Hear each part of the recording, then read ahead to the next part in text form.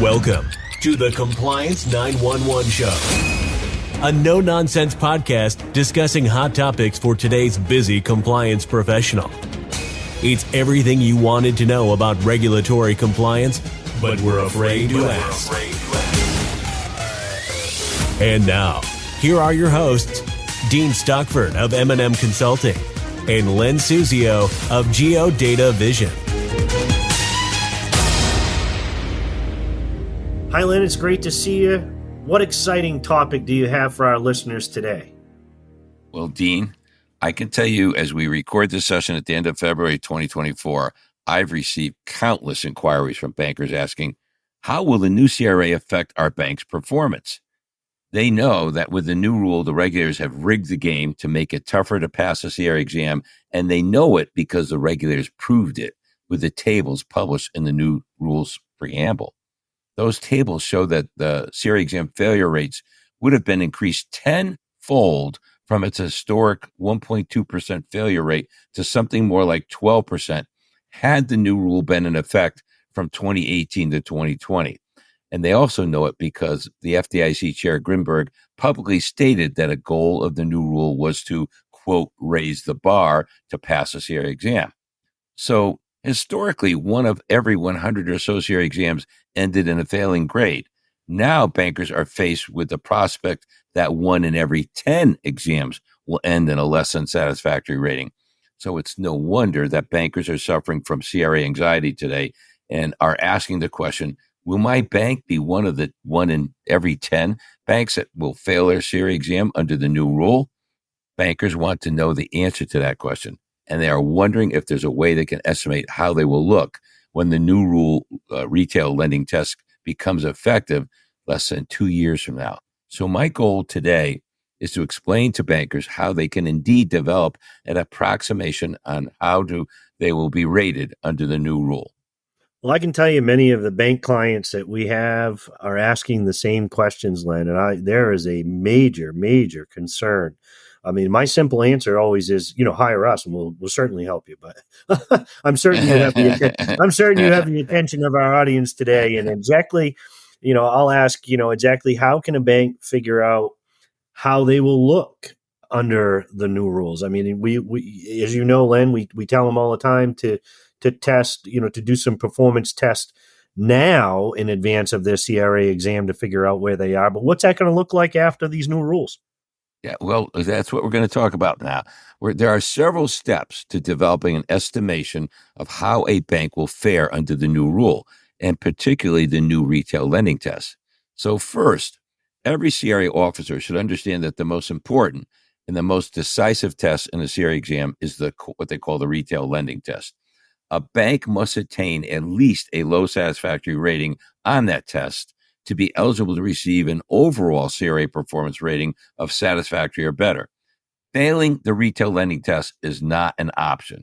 No matter how well you do on the other CRA tests, if you don't pass the retail lending test, it's game over. So a bank must focus on how it will do on the retail lending test to gain insight into if they even have a chance to attain a satisfactory composite performance rating. Second, aside from its facility-based assessment areas, a bank should determine if it will have any retail lending assessment areas.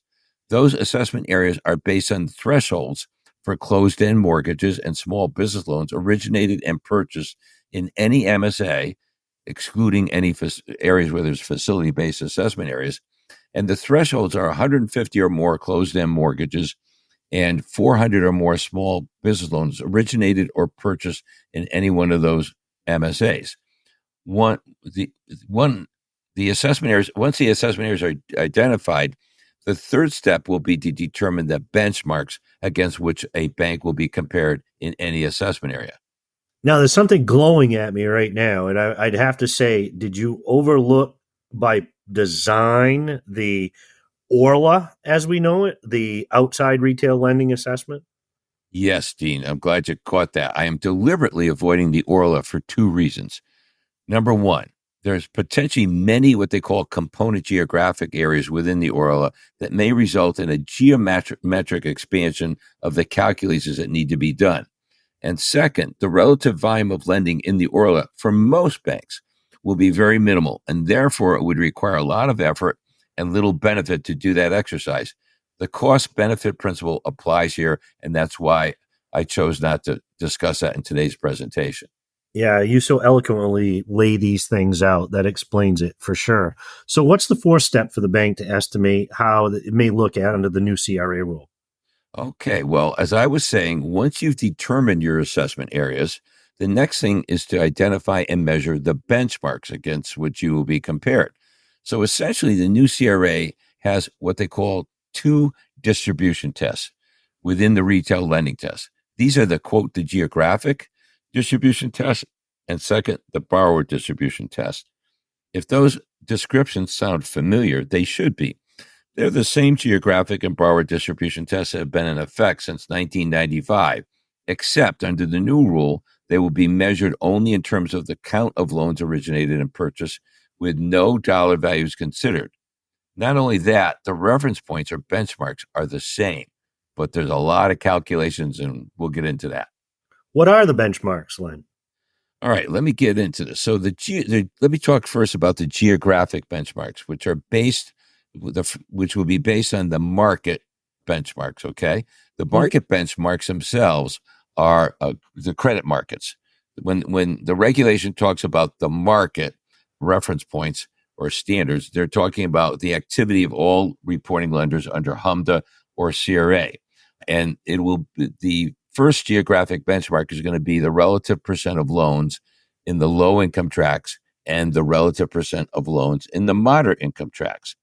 Now, the geographic benchmarks that are based on community reference points, those are the demographic benchmarks, and they include the relative distribution of owner-occupied housing in the low income tracts and the distribution of owner-occupied housing in the moderate income tracts for comparison to a bank's closed-end mortgage activity.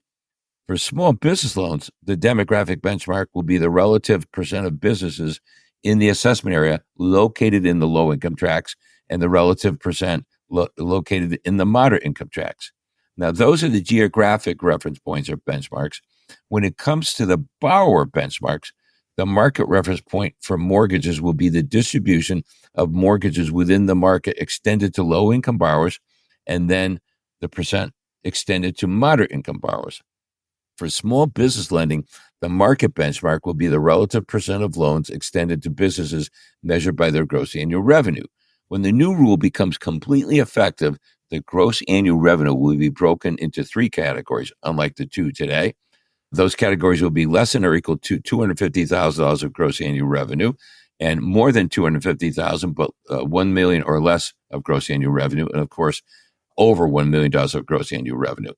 It will not be possible to estimate this latter refinement of the current rule because the current market data is based on a line of demarcation at the $1 million gross annual revenue level or less, without any distinction at the $250,000 per year level. Nonetheless, the current market data is still useful for our purposes today, which is to approximate or estimate how a bank might fare under the new rule as it's going to be implemented.